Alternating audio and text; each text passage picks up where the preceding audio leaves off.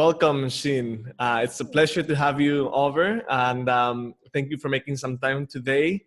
I'm really excited to cover some amazing topics such as remote viewing, telekinesis, astral traveling, out-of-body experience, and meditation, and your long uh, passion for these topics. Thank you very much for joining us.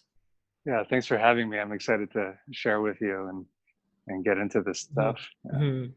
So you're based in Denver, that's right?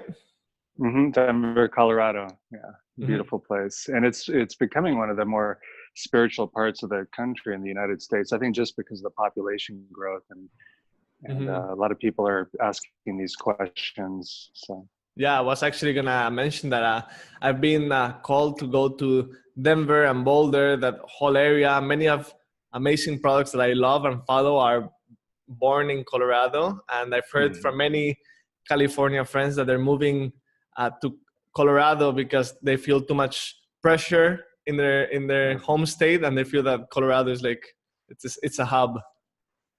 Definitely, yeah, come.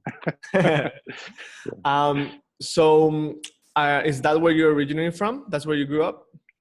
No, I grew up in Asia. I was born in the United States, but because of my father's job, we moved around a lot.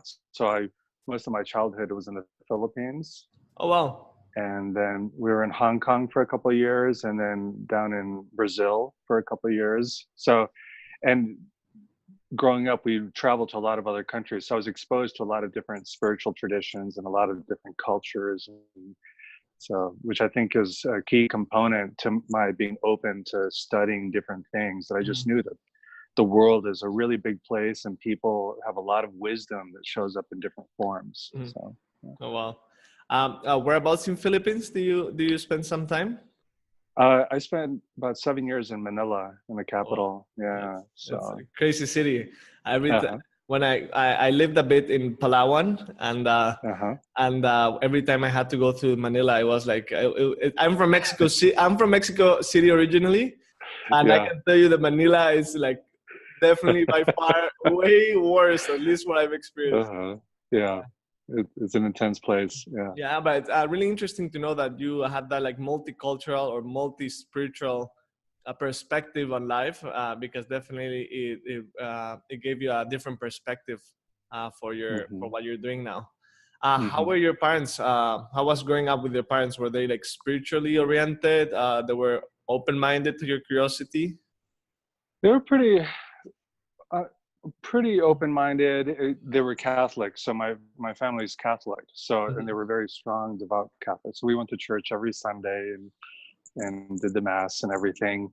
But once in a while, they would show a little bit of openness. For example, when we moved to Brazil, we moved to Rio de Janeiro, and soon after moving there, we were driving up along the beach on the coastline, and one night we saw these torches on the beach. So we parked the car, and we all went together as a family and saw this circle of people on the beach at night with these torches.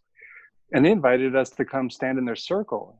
And it was actually, what's the name of that tradition? I forget, but like a Brazilian native tradition. I don't want to call it, it's not witchcraft, but it's a mixture of African spirituality and Catholicism. And they were basically doing a mediumship circle, because there was an opening in the circle. My father went to stand there, and then the priest of the circle said, no, don't stand there, because so-and-so is standing, somebody's spirit was standing in that spot, So it's just interesting that we find ourselves in these weird situations, but instead of my parents saying, no, don't go there, they were just a little bit curious and willing to check things out. And, when we were living in Asia, we traveled to Thailand and Japan, and we visited the Buddhist temples there.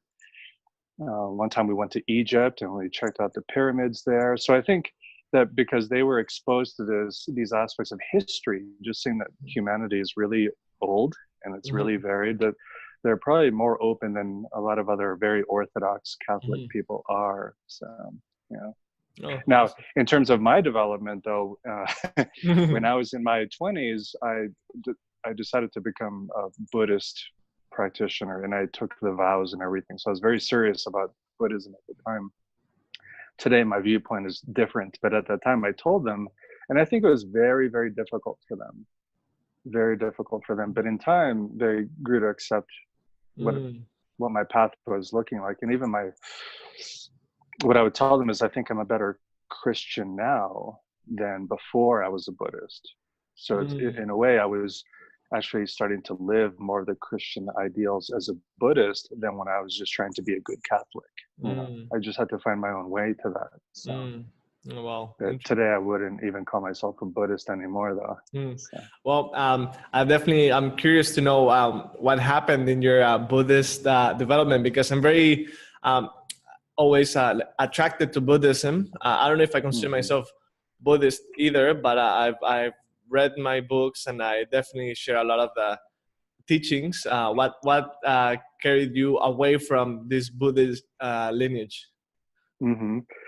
Well, it's not so much the teachings of Buddhism itself, but the way that Buddhism is being presented, at least in the United States these days. So Mhm. there was a group that I was part of for many years, and I ended up leaving because it was clear that this group was really more focused on its organization and making money, and they had everything set up in levels, sort of like a multi-level marketing scheme Oh, or something, wow.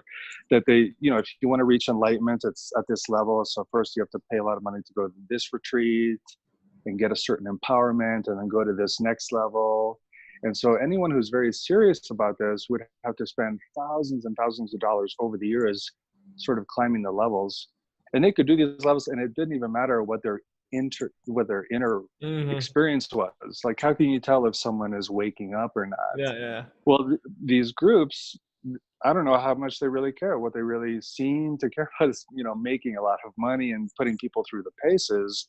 But what are the results at the end? And what really happened for me there is that I started to see a lot of instances of things like sexual abuse and Oh, wow. psychological abuse. And I thought, Buddhism itself, the teaching of meditation, was what really attracted me to it. That people can look in their own mind, Mhm. following the breath or feelings in the body, or just looking at their own consciousness directly, and gain knowledge. That there was all this extra stuff that, people say Buddhism is not a religion, but actually, depending which tradition you're following, some can be very religious. And it's more than, in some groups it's just purely philosophical, or it's just a technique to work with your mind. But in others, there's a whole lot of belief systems built into it because of the country that it developed in, the tradition that it developed in. And then sadly, I left that group and I went to another group, and the same thing was happening there. The teacher ended up just being very controlling and abusive and a psychological manipulator. And I thought, what is going on here? Is this just the American way with spirituality, where it all becomes just a way for people to Mhm. control other people? Which I think a lot of people would say that that's basically what religion is. Mhm. It's a way to help people get along. That's a nice way to put it. Or it's social control. That's a more strong way to put it. Mhm. But I thought, the reason I came to Buddhism in the first place, I haven't even accomplished that. And it wasn't because of any idea of enlightenment or liberation or nirvana or anything like that. It was because when I was a child, I developed a fear of death. Oh, wow. And so the whole reason why I eventually got drawn to Buddhism was to use meditation to see if I could make discoveries about life and death. Mhm. And after going through two spiritual groups where both of the leaders were, abusive and they hurt their student, or they were just about making money, I had to stop and go, wait a minute, am I even going down the path that I intended to go on? Because as soon as you enter somebody's tradition or someone's religion, even if you had your own unique goal or your own journey that you wanted to go on, suddenly you have to put that aside and start studying their teachings. And then what they say the ultimate goal is, that becomes your goal. Mhm. So maybe I was interested in finding out answers about life and death because of my fear of death. But if you enter Buddhism formally, then it's about really escaping suffering in general at a very fundamental level. Mhm. But what if that wasn't my main concern? What if all I really wanted to know is whether or not some part of me continues after I die? Do I have a spirit? Do I have a soul? Does consciousness have a non-physical quality that continues after the body dies? Mm. That was really driving me. And then somehow I just set that aside because my priorities were replaced by what these organizations said my priorities should be. Mm. But then when I basically got angry and fed up with the control mechanism, with the abuses of the teachers, and with the whole organizational thing. And I realized, wow, in these groups, the most important thing is the group, not the individual person. The only one who's going to be concerned about my path is me. Mm-hmm. And I don't think spirituality can be like a cookie cutter thing where everyone goes down the same path, they all do the same practices. But anytime you join any spiritual group, that's what happens. It's mass production of spirituality, right? Like we're all going to do the same meditation. We're going to do this and go to this next level together and receive the same teachings. And then there's no room for the individual development. Wow. And I realized I had to leave. And I even had to leave my identity as a Buddhist. And part of that came from when I started getting upset with my teachers and starting asking questions about the traditions I'd been part of. I started researching Buddhism on my own. And I really took a deep look and had to be honest with myself that Buddhism is an old tradition. It has spread throughout the world. And there are hundreds, if not thousands, of different styles of Buddhism, each one unique. And they all have the basic thing of the four noble truths, Mm-hmm. the basic format. But on top of that, there's a lot of things that are unique to the culture, to the history and everything. And going back closer to the roots of Buddhism, there was a time when Buddhism was starting to spread in India after the time of the Buddha. But then Buddhism was wiped out because of, another culture, another religion came in and destroyed Buddhism in India. And so all those original teachings and all those original texts were destroyed, and they were only sort of carried on by the Buddhists that had spread to other parts of the world, to Southeast Asia. So if we say, what is original Buddhism? We have to be honest and say, we don't really know 100%. And there are a lot of Buddhists right now who would probably be very angry to hear me say that, but we have to be honest.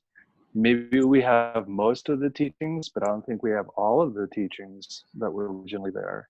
So I think that leaves a lot of space there, that there are a lot of questions that maybe no one has the answers to in terms of Buddhist history today.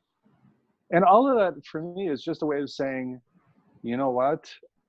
I need to stop relying on what's written in some book somewhere, on what somebody remembered 2,000 years ago and passed on, these teachings, just teaching it to one person, to the next person over the generation. Did it change? Is it affected by people's personalities, by discoveries they made? Maybe someone had a great realization or great enlightenment, but they were doing something that worked for them, but then they tell all their students to do the same thing, but maybe it doesn't work for them. For example, in some, there's a Zen tradition based on the teachings of Bodhidharma, this person who sat in a cave for 9 years staring at a wall. They say, he cut off his eyelids so that he would just stay awake and keep looking. Wow.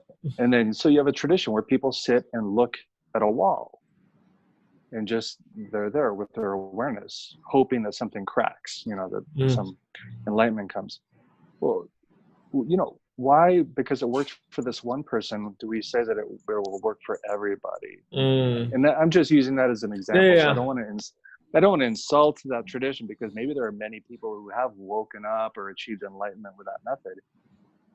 But what if someone spends 20 years doing that technique and nothing happens for them? And because of the power of tradition, because of the power of religion, they never had the courage or the inclination or the curiosity to just abandon it and go find a completely new way that works for them. I think that happens in many religions and traditions, that you step into this form, you're born into it from your family, or you choose it as an adult, and you do these techniques for 20 years, 30, 40 years, and then you die and nothing ever happened.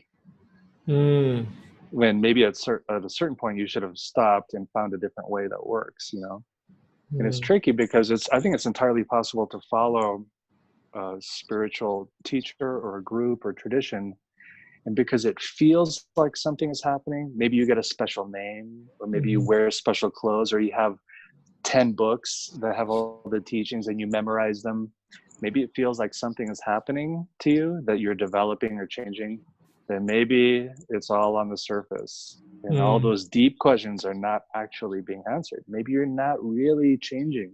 Mm. But because it feels like you are, especially because you're part of a social group now, Yeah. and that's a very It's powerful kind of like bond. now you belong, right? Like you fulfill that need to belong, to be part of a tribe, I guess, which is a very primal thing, belonging. Mm-hmm. Really, I think it might be part of our DNA or deep in our memory, because human beings, they survive in groups. If you get cast out from Yeah. your group, you die. You know, you can't hunt alone, you can't grow crops alone, you can't survive alone. Humans need other humans to survive, and it's in our blood. And I think that transfers psychologically. If you belong in a group, you feel safe, you feel like you'll survive, you'll have food for the next season, you'll have people to have children with and continue your DNA. Mm-hmm. And I think in a spiritual group, it's the same thing, that you feel like you're doing the right thing, you're surrounded by people who believe the same things, so everything must be okay. So if a person considers, maybe it's not working for me, but I'm too scared to leave, Too scared, yeah. because if I leave this group, I'm by myself and maybe I won't survive. Mm. I mean, that's part of what happens with cults, right? You know, people, it's hard for them if they realize they're in a cult. If they decide to leave the cult, there's enormous social pressure for them to actually stay. Mm-hmm. Or if they get rejected by a cult, And it happens with they all traditions, really. Like it happens. I was looking at mm, documentary about the ultra Orthodox Jewish in New York, in Brooklyn. I forgot the name. And when they get out, basically they feel they are so alienated that they don't know what to do with life, because they've been part of this bubble of this. It's mhm, almost like a cult, and they're so afraid they don't even know how to interact with the world. And then we have Osho, and he has his community, and they all belong together. But were they getting any spiritual benefit? I don't know. We've seen mhm, some examples. But mhm, I have, you were saying about the Buddhism, because I really like the teachings. And even though, yeah, the books we get, who knows? It's like Catholicism. The Bible was altered, that many of the special manuscripts don't even show up in the Bible.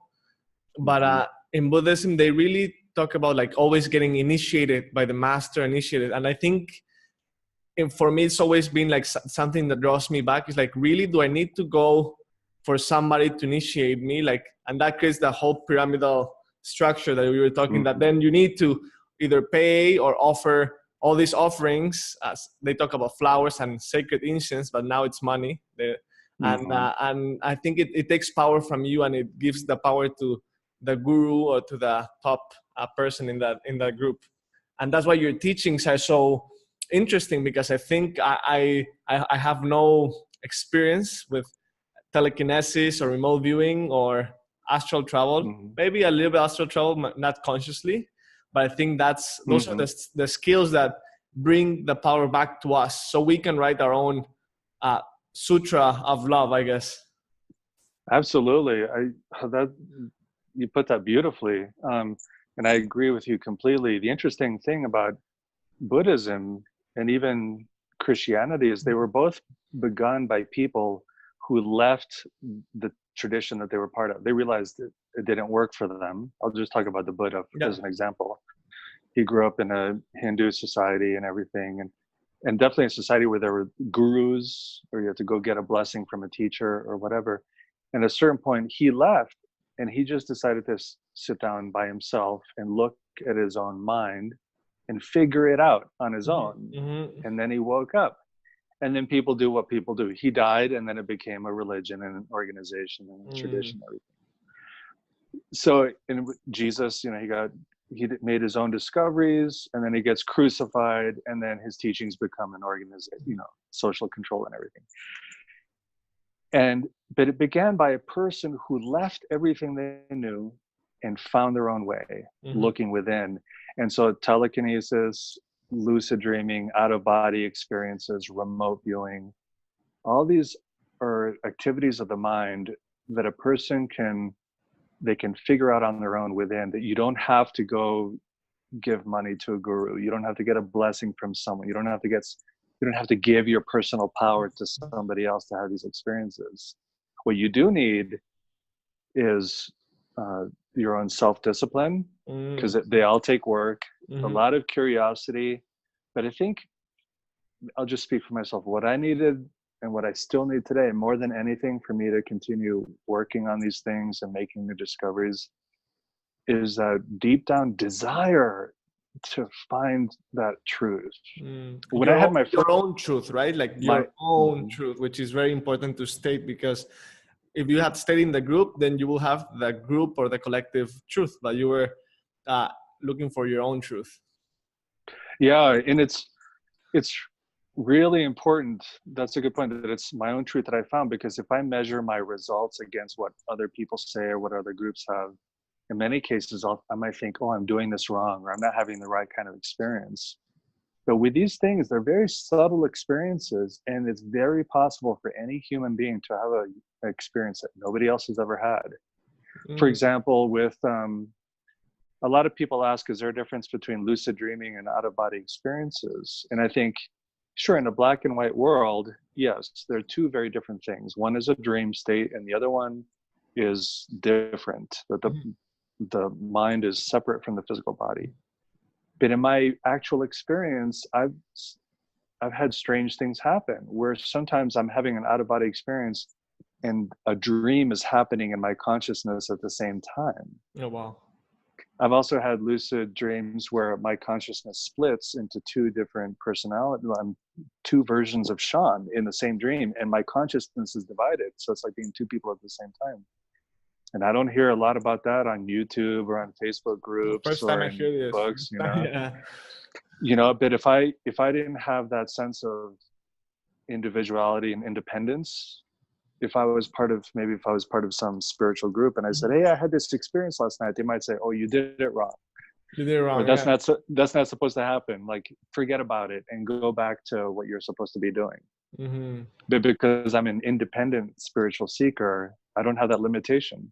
I don't even care who believes me or who doesn't believe me. The only people I want who should be listening to this are those who also want to be independent. And so my stories are not meant to make them have the same experience. They're meant to inspire people to go and have their own unique experience. Yeah. Wow. So let's touch upon what happened when you were 7 years old, that you just mentioned that something happened that created this fear of death. Yeah, so this is the root of everything for me. I remember going to school one day, and my classroom was on the second or third floor of this building. And I was walking up the stairs, and suddenly my stomach hurt, and I was crawling up the stairs trying to get to my class. And I just couldn't make it. And a teacher found me and took me to the nurse's office. And then I get home, and I'm in a lot of pain. And finally, we discovered that I had appendicitis. Go to the hospital, and it ruptured as they were taking it out. I was out, but we found out later on that it ruptured as they were taking it out of me. So I was very close to dying. Oh, wow. And I think, on one hand, there was the pain of the experience, because it was a couple of days before I had the surgery. But then after the surgery, just realizing if it had ruptured while it was still inside of me before the surgery, I could have died. And you were 7 years old, so that was like 7 years old. A big realization being seven. Like when you're seven, people, I never even recall thinking I could die. Like that those thoughts don't usually come at that age. Yeah, so in a way, it's a scar in my mind, And then I really started paying attention in church, because in church there's that talk of the afterlife and heaven and hell, and those kinds of things. So I really started paying attention. And having more questions as I grew up. That was always underneath, is there an afterlife, or when I die, is it all over? I mean, I remember times in college when I would just lay there in my dorm room in the darkness, asking myself, what if there's no afterlife? And I would try and imagine in the darkness, dying, closing my eyes, no more breathing, and then complete annihilation of me. And it was the most depressing. I bet. I would develop anxiety and depression and strange psychological states.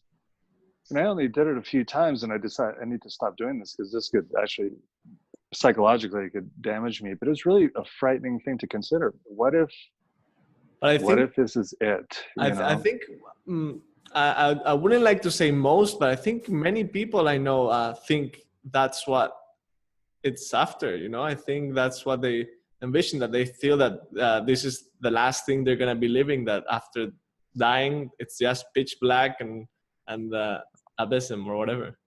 Mm-hmm. Yeah. So it's interesting for people. I think for any adult who really believes that, I want to have a conversation with them and say, "Do you really, really believe that?" And then we'd ask, "Well, how are you living your life? And like, why do certain things matter to you? Does love matter? Do laws matter? Why do you still follow certain laws? Or well, maybe because you don't want to spend the rest of your life in jail, but you can generally find out what people truly believe by seeing where they spend their money, how they spend their time, how they treat their bodies and their minds, their friends. Do relationships matter? Anybody listening to this you're still on this quest, but throughout these years, what's your answer to what happens when we die, or when you will die? What will happen? There's consciousness continues, and I don't even like using the word soul or spirit that much because it has certain connotations, but consciousness continues.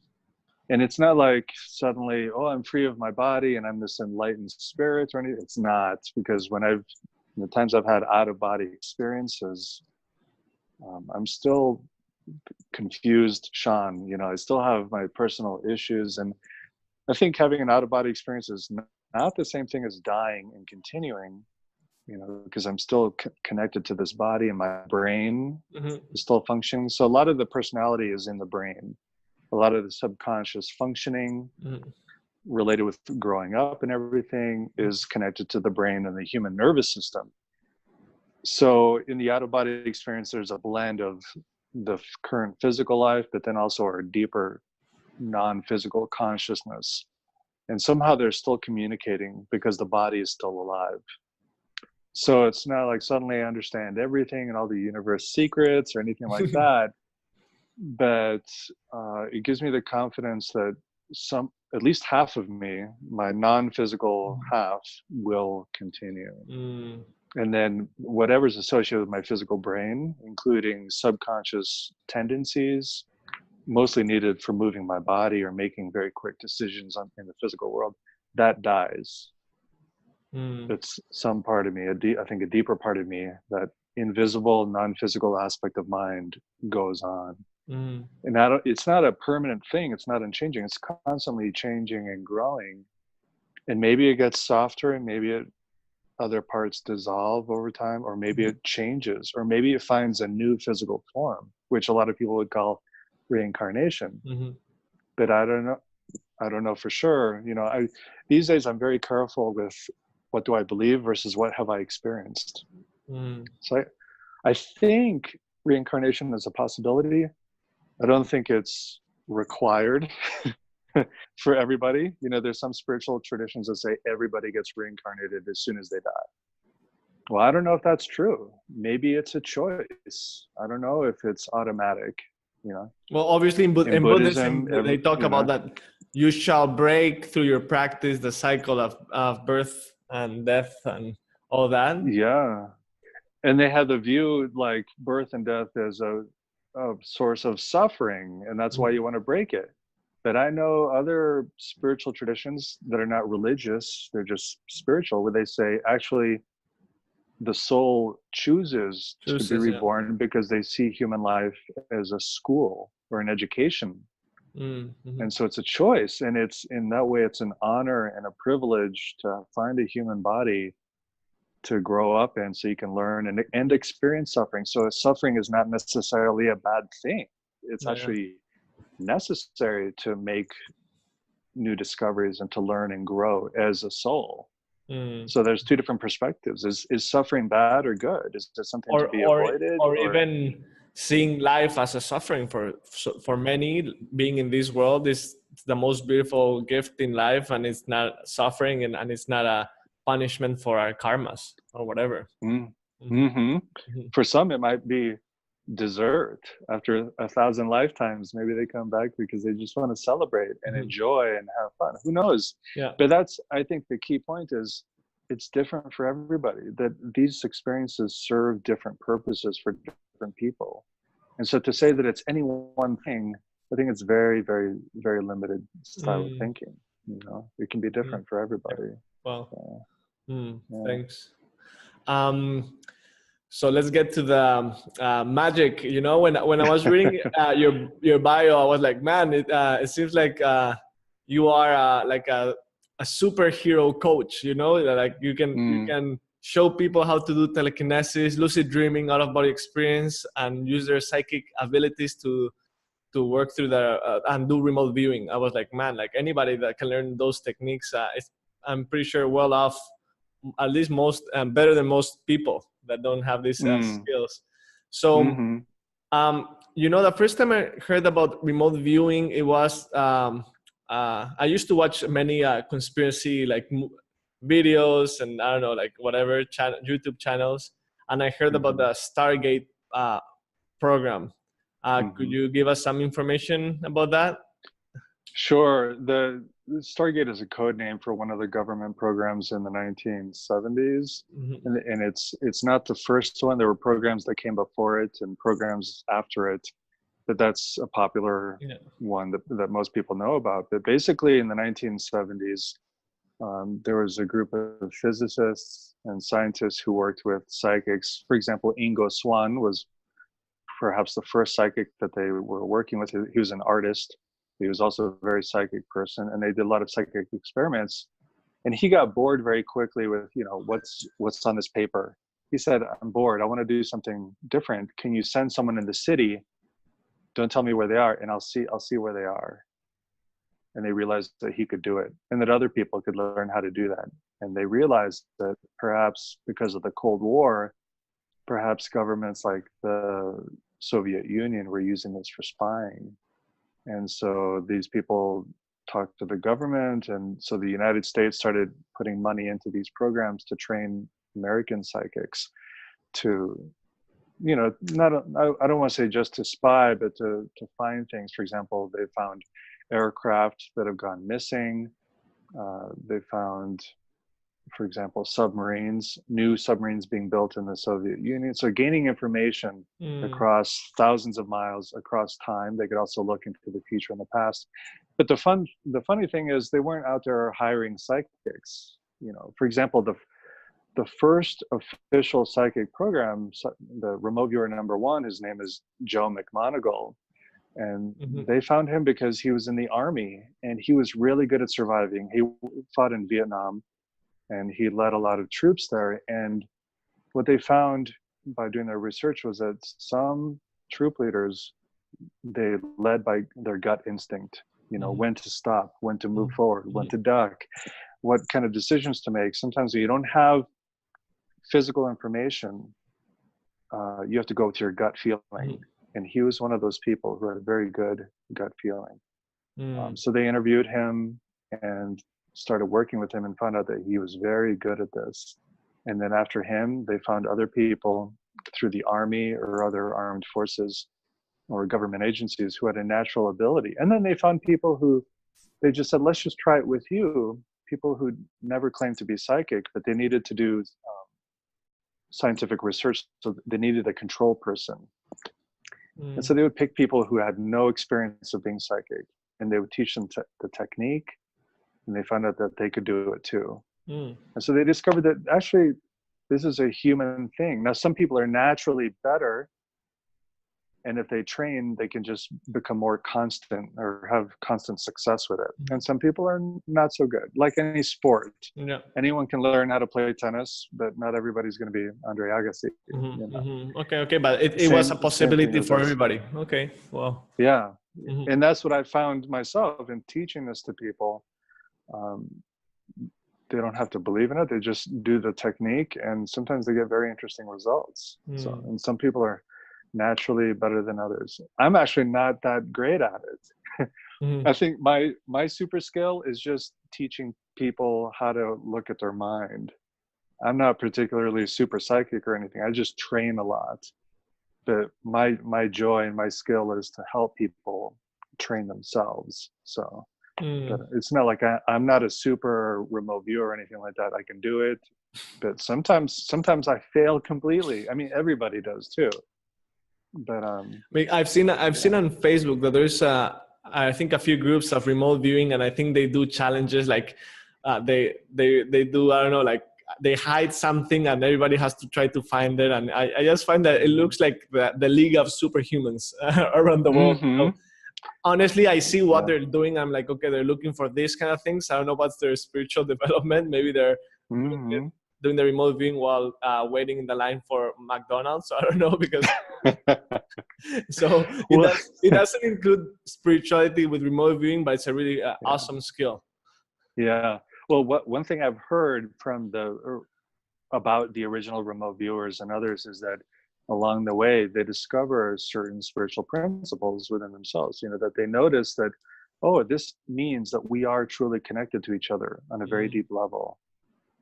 And so sometimes some of them would be invited to get trained, where they would be asked, you know, can you kill an animal with your mind? Can Oh, you kill a person with your mind? And they would say, that's as far as I go. I'm out, you know. oh. So I've heard stories like that. And I think it's because they realize we're connected here. I can't do this to hurt someone, because in a way, on a profound level, if we do this, then we're hurting ourselves. I can Right? definitely see that the government trying to push any psychic. Oh, so you can go there? Can you try to like strangle somebody else? Yeah, that's it's creepy at the same time. It's a beautiful technique, Mm-hmm. but it could be creepy. So Yeah. so for us, let's say, what would be the benefits of remote viewing for somebody that wants to learn, that is not looking into getting into the Soviet Union or the or Russia now? Right. Well, I think a, a large part of it is the spiritual development. That the Mhm. more you do this, the more you really see that we are connected to other people, and Mhm. especially people who you love or you care about. Family members have a strong bond to each other. So there's so many stories about a mother making dinner in the kitchen one night and her son is at war, Mhm. and she just knows that he just got hurt or Mhm. attacked or killed. You know, the mother just knows. Or mothers and fathers knowing that their child is in school and they just have a feeling that their child is struggling in college, so they call them, and they find out that, yeah, something is going on. You know, sometimes my mom calls me to figure out what's going on because she had a dream about me, and sometimes she's pretty accurate. So I think it just gives people confidence and trust that Mhm. we are more than just these individual separate physical hot dogs, you know, Yeah, these bag, skin bag of bags, bones. Yeah. this bag of bones, you know, that we really are connected. So it's a spiritual practice that reinforces the principle Mhm. that we are interconnected on a mental level or on a non-physical level. So it's just seeing the example over and over again. And then I think we start to treat people differently when we realize that on some level we're one, or that we're Mhm. connected, you know. Mhm. So Mhm. for me, that's the most important aspect of this work, is just showing ourselves, reminding ourselves, because most of the time we act as if we're separate, and Mhm. then we get aggressive or we get impatient or angry, or we, you know, look at the world. You know, I live in the United States. Americans have all the physical and material enjoyments of the world. We Mhm. eat all the food, we have all the entertainment, but we are one of the most stressed out, depressed, and isolated social groups Oh on the yeah. planet. Mhm. Mhm. We have it all, but we have We nothing, have nothing. Yeah. Mhm. because we just accentuated our sense of separateness. If we're so scared of being dependent on each other that we've disconnected from each other, Mhm. and that's so sad, you Mhm. know. And it's spreading like wildfire all over Mexico, Canada, Europe, everywhere. I think we're just building bigger walls and fortresses to create more separation and to really mark we are so individual that we're not connected. At the same time, Hmm. there's this uprising of spirituality, I think. And that's why remote viewing was so relevant for me, because I was reading information, and let me see if I get it right. It's about really learning how to be an observer without judgment, no? Because I think I was reading that once you start judging the situation, that's when you lose it, right? So it's about like only observing and being it all. And I think that's almost the goal of meditation, right? Or one of the it purposes. is it is very meditative, actually. The way I teach it, I use a little bit of meditation for that, because the mind has different aspects to it. And we have our subconscious mind that is very connected to everything out there, and then the conscious mind. And so when information is passing up from the subconscious mind up to the conscious, our conscious mind really likes to put meaning to everything and try to organize the information coming up, which is difficult because so much of our thinking is based on our own memories, our own history and everything. So we construct ideas that could be wrong or off base, or we're very judgmental and we get some information and then our judgments make it an idea that's inaccurate. So with remote viewing, we need to train ourselves to receive the data, the subconscious data, maybe colors or shapes or information, and then we have to record it without going through that filter of our ego or our personality. Because once the personality takes the information, it just needs to put it into certain boxes to understand it. But it could be really, really far off. Here, I mean, and that's another spiritual aspect to it, that sometimes we don't see a person in front of us for who they really are. Instead, we're seeing our version of that person. We're projecting on them. So with remote viewing, we need to avoid projecting onto the data that we're receiving in our mind. Remove the projection and just work with the pure information. And then if we can do that in real life, when we're having a conversation with someone, when we're having conflict with someone, or we need to understand someone, we need to be able to tell the difference between what's really happening and what our mind thinks is happening, because they're two very different things. Discernment. Yeah, it's just discernment. Really, really interesting. Wow. So that's remote viewing. Telekinesis. What's telekinesis? Sure. So some people know that by the name psychokinesis, but I like the word telekinesis because the people who do it instead of study, the ones who do it use that word more, especially the kids around the world. But tele, implies distance or an extension, and then kinesis implies movement. So movement over distance. Whereas psychokinesis implies mind and movement. This brings me the name Uri Geller. Every time I hear this, like I remember like when I was a kid watching videos of Uri Geller. Yeah, he's the perfect example of it. And he's the one that really brought this into the public understanding and public awareness, because he would go on television or go and do performances, and he would do, the spoon bending, he made that famous. But he's also known for teleporting objects. There are a lot of things he can do. I've never met him or anything. I've just read books about him. I've seen him on YouTube and things like that. But he has a wide variety of experiences that he can reproduce. So he made that famous in the 1970s.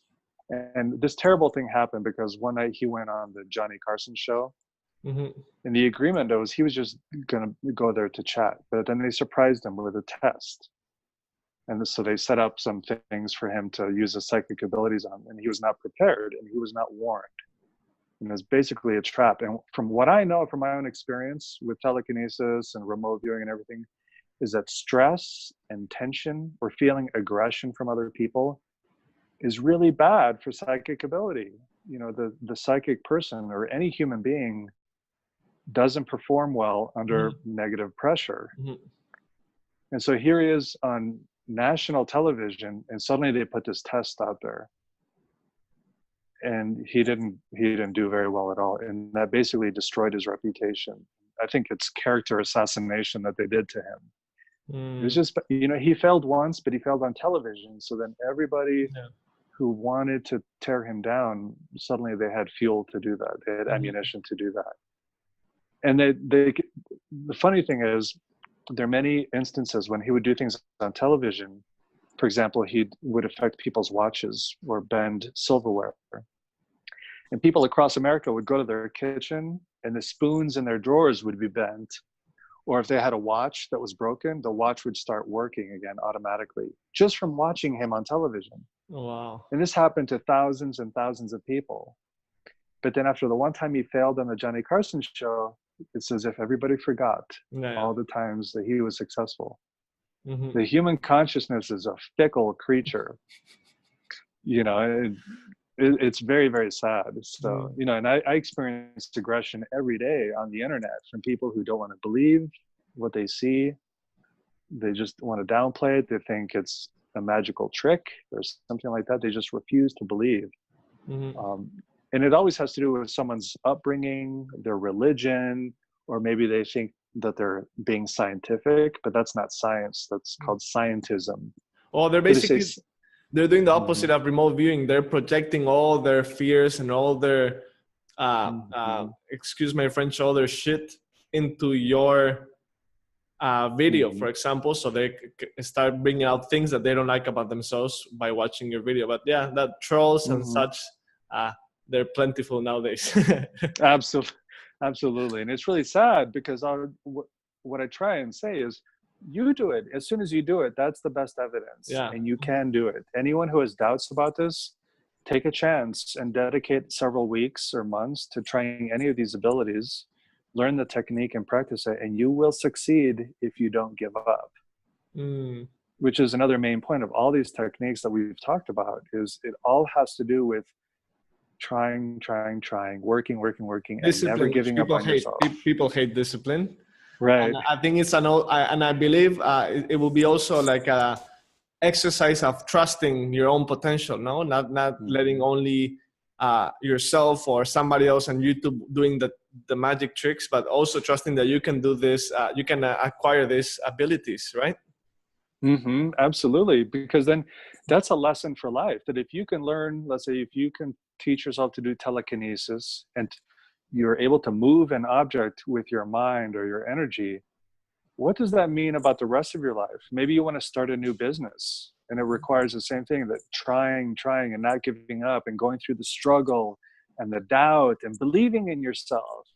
Or maybe you're in a bad relationship and you need to break up with your partner, but you're scared, that you have to take that chance and believe that a better life is available for you and for your partner if the relationship ends.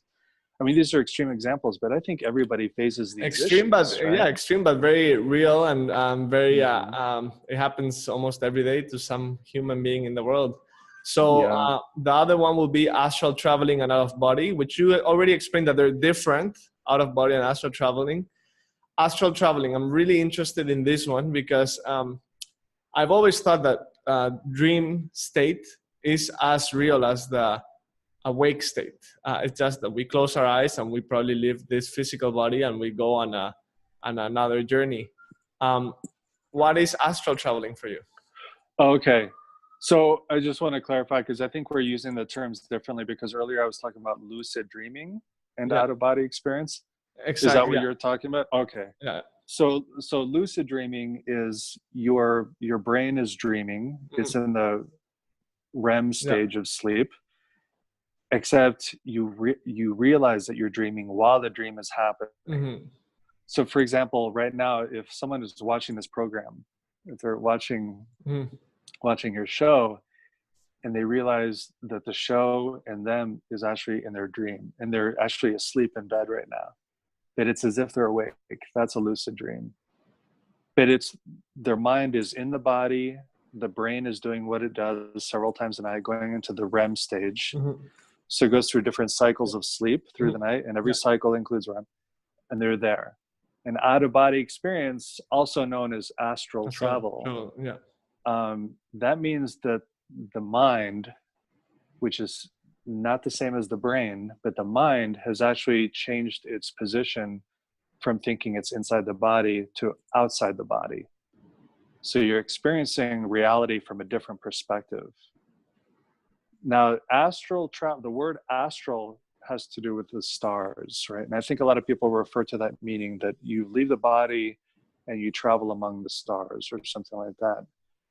But in my experience, the out-of-body experience is more than just going up to the stars. You can leave and then you seem to be in your bedroom or in your apartment or your house, or you can leave and I've left and it seems like I'm in an afterlife place where people go soon after they die, sort of like a waiting area. Mm-hmm. I've been to that kind of place. I've also been to other areas that seem like planet Earth, like a city, but I'm pretty sure it's not planet Earth. Mm-hmm. It might be planet Earth maybe at a different time in history, Mm-hmm. or maybe it's a parallel universe that's very similar to planet Earth, Multiverse, yeah. the multiverse. I've also left my body and gone down the street, and then suddenly I'm in no place. Some people call it the void. No way. And there are no characteristics. It's just nothingness but my awareness, which can be troubling or a little confusing. I'll just say that. I don't want to say anything frightening, but it's a little bit disconcerting to be in a place where there's no reference point. Yeah. And it shows me, when I had that experience, it showed me that there's no objective reality. Every person's experience of being alive is based on, excuse me, every person's experience of being alive, whether they're asleep or dreaming or having an out-of-body experience, it's all based on relationship to space, to objects, to all sorts of reference points, even to things within the mind. Mm-hmm. We all have to find our place in reality, and it's based off of things. So there's no objective reality anywhere except possibility. Mm-hmm. So I left the body, and I had these different kinds of out-of-body experiences. But it doesn't mean that I'm dreaming. It means that I'm just separate from my ordinary physical relationship to life. But I'm definitely out there, and my body is here. Mm-hmm. I tell people it's so strange. It's like walking through a door, and then you turn and look behind you, and there's your body over there. But your essence is here. Wow. And some people, when they leave their body, for me, usually I still see things as if I have eyes, but I don't have, my eyes are back in my body. But some people, they can see 360 degrees. The first time I left my body, I was like this invisible blob coming out of my body. And instead of floating away, like a lot of people on YouTube talk about, like you just float away. I was like a big blob coming out of my body.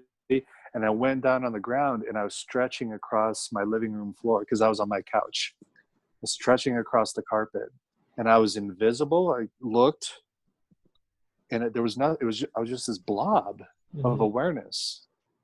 And I looked back and I saw my body laying on the couch. And it felt like half of me was still stuck, like my legs were still stuck to my physical legs.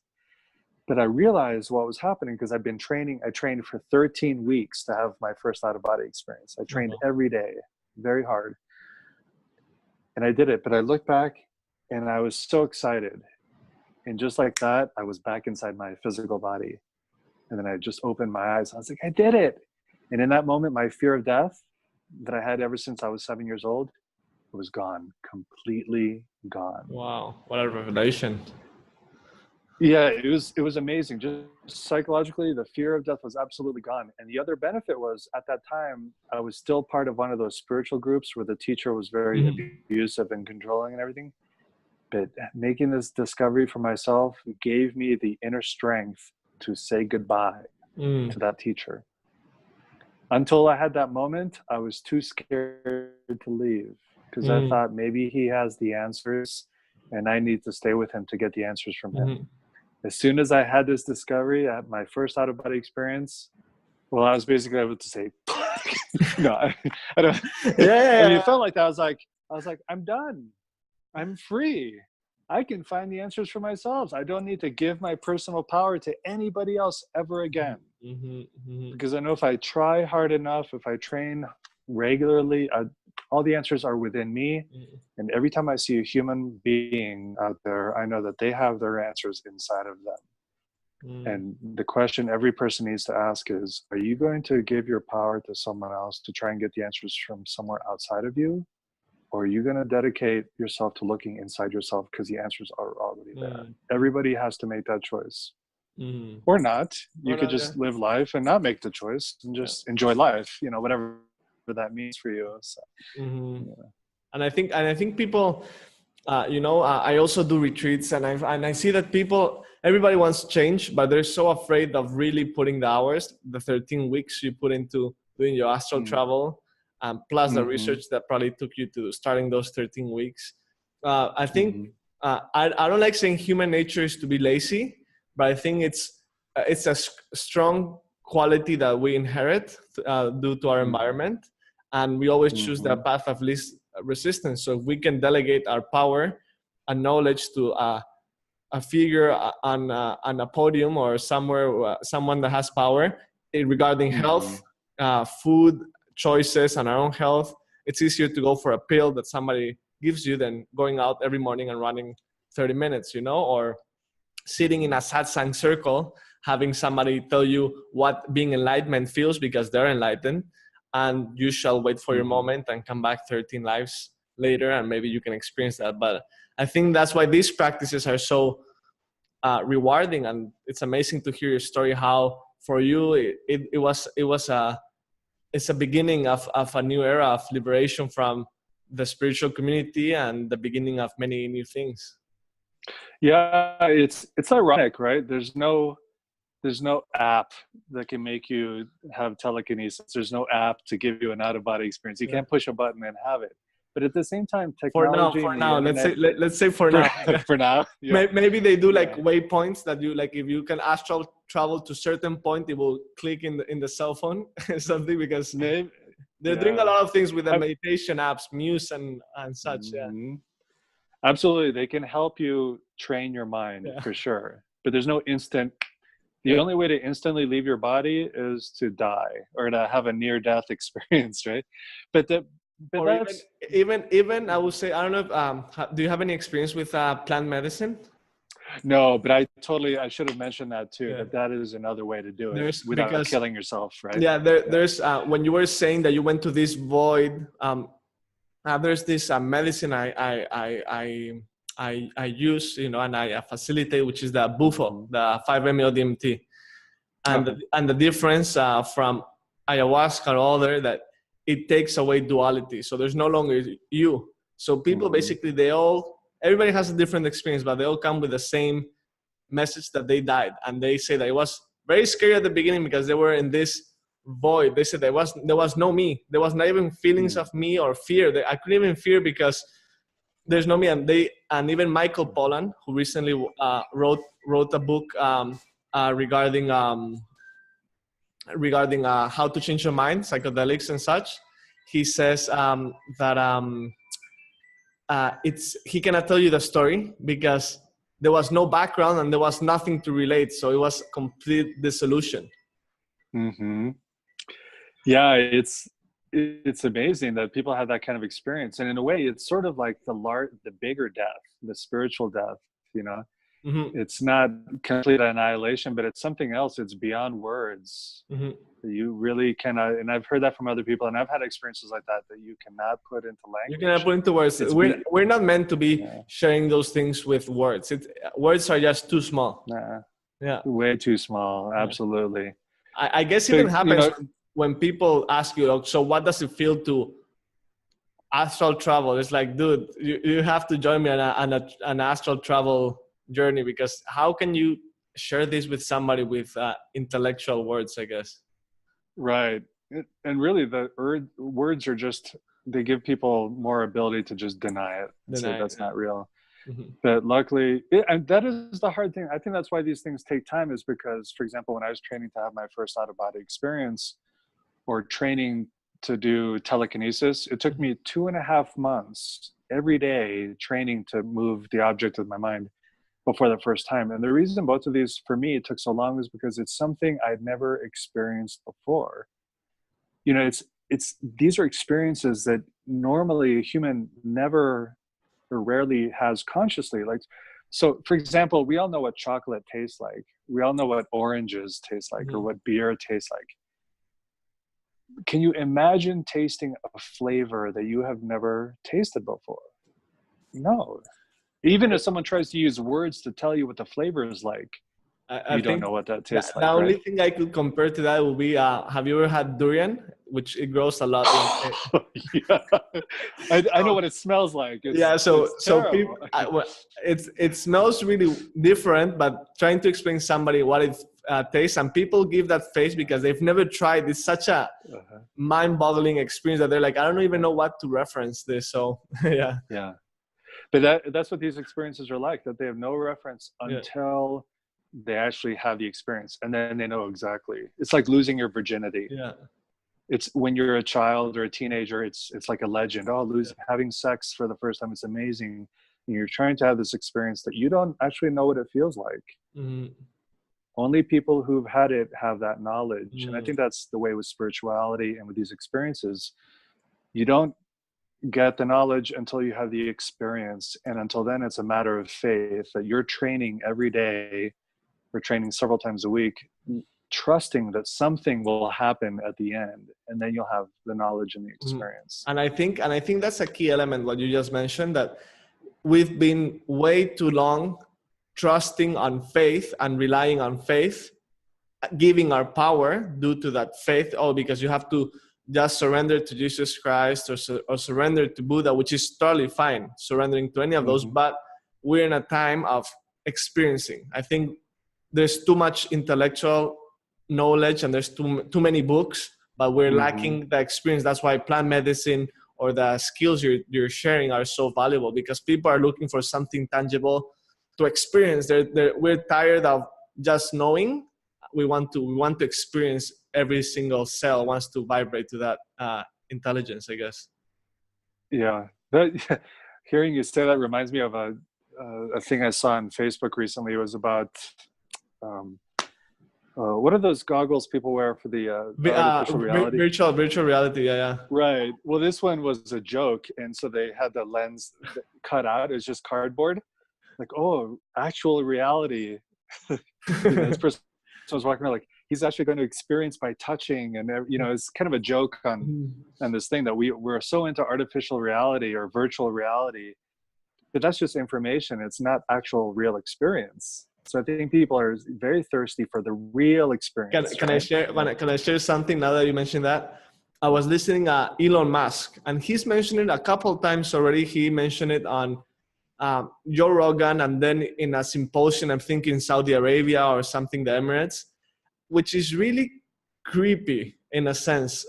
He's talking about virtual reality, saying that we're very close to be able to experience virtual reality to a point that we don't know that it's virtual reality. And Mm-hmm. he says this with a face that when you see his face, you know that he's dead serious. He's not joking. Mm-hmm. And he knows, if somebody has an insight about the technology that's happening in the world, it's him. And he's like telling this sheikh or prince in Saudi Arabia, like, oh, the technology is there. We're steps away from virtual reality, which you won't be able to defer if you're in virtual reality. And if you spend a week with those goggles, you won't know that you were a week on virtual reality, Mm-hmm. which is really creepy. And at the same Mm-hmm. time, I was like, well, technology is growing fast. But he also said, what makes us think that we never had this technology before? And this is the creepy part, that what we're living now is not part of that virtual reality. So Mm-hmm. it's just a little note there. Yeah, he's basically implying that we might be in the Matrix right Yeah, now. yeah, yeah, yeah. And so it's a great question. It brings up a lot of things. For example, it brings up the question of, are we using ethics when we're making technological discoveries or innovations? Should we develop in this way? It's just a question that I'm asking. The other one is, everyone needs to ask for themselves, when you buy a virtual reality app, or when you do something like that, you're making a choice.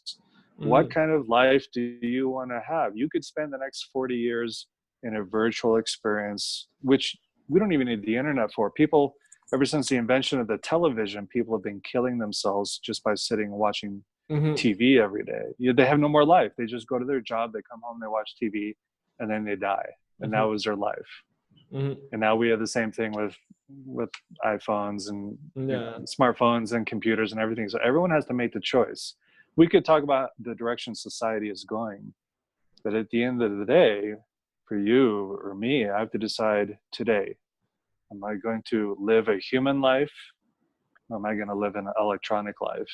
And I think it's because people are, as we were saying before, they're looking for this awesome experiences, awesome stories to live through and whatever. And I think these tools that you share are those things that remind us that we are supernatural, that we don't need to buy virtual reality. Maybe even though we're inside a virtual reality thing happening already, I don't know, I'm not gonna go into that.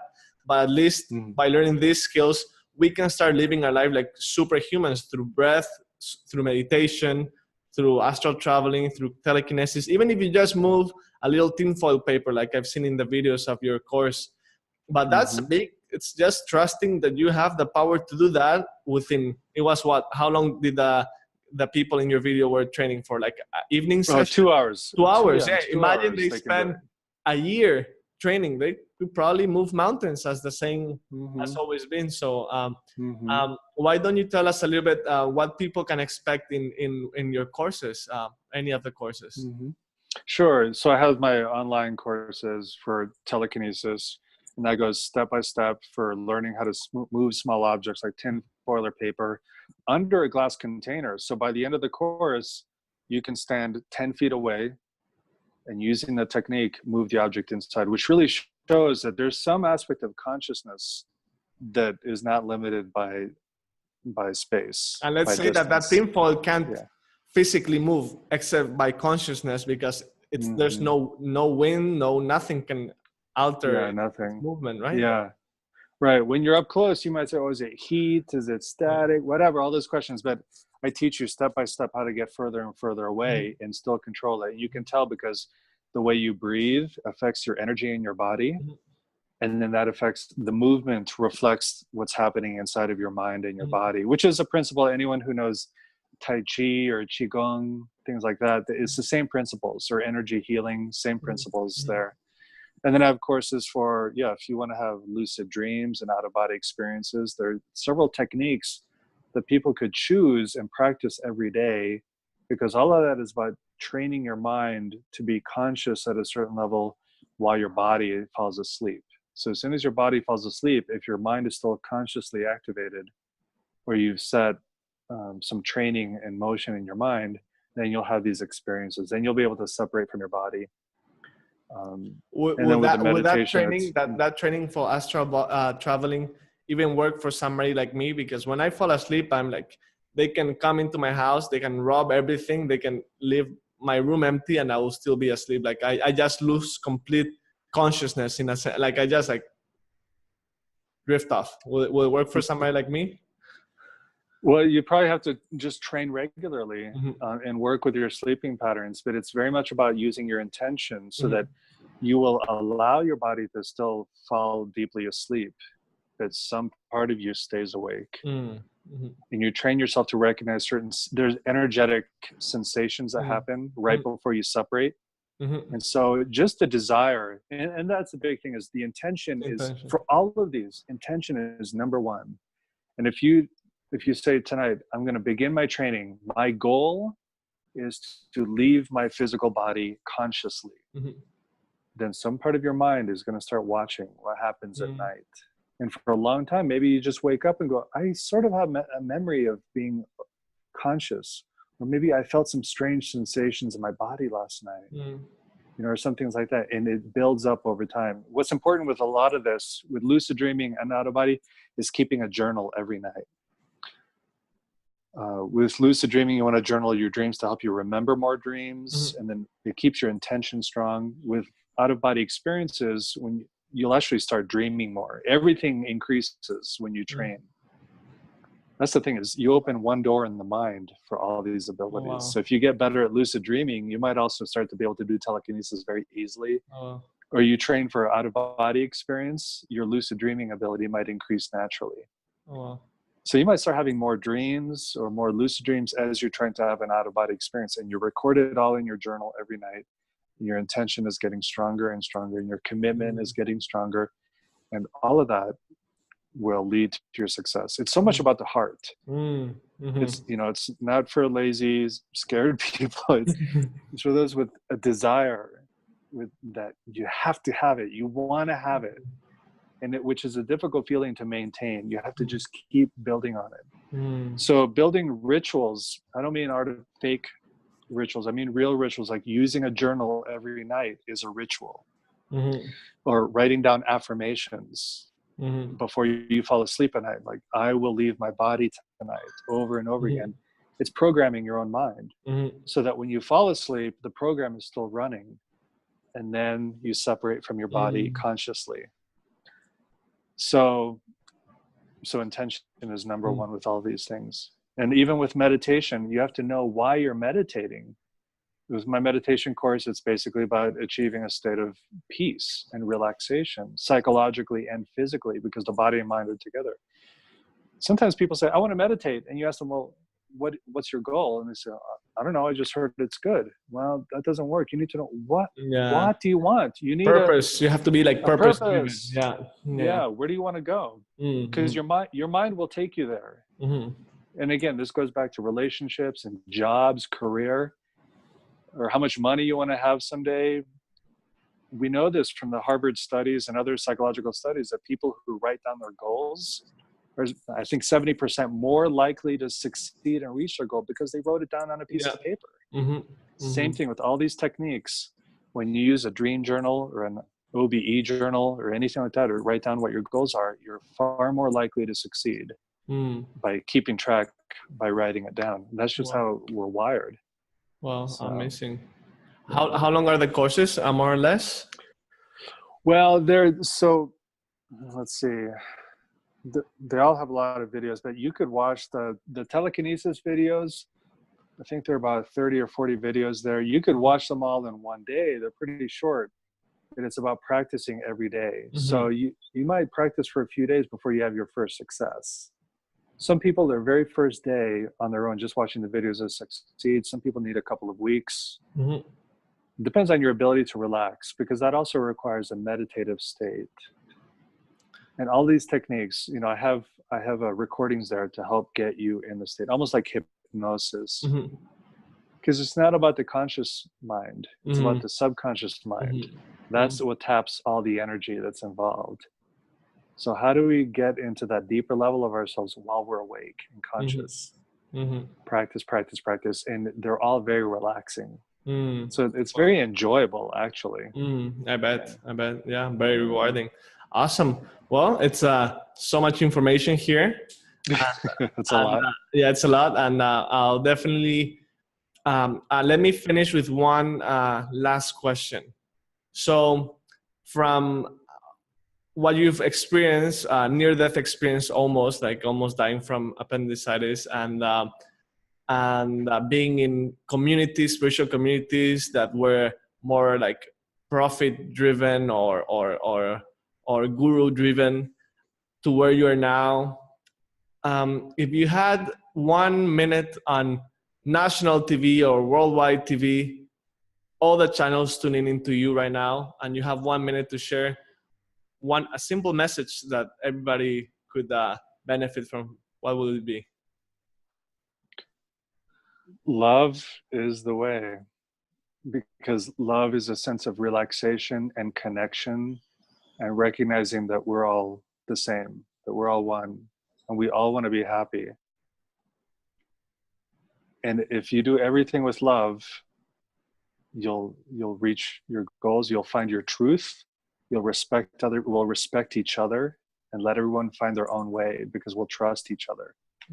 So love and trust. And then it removes all the aggression, all the violence, all the anger.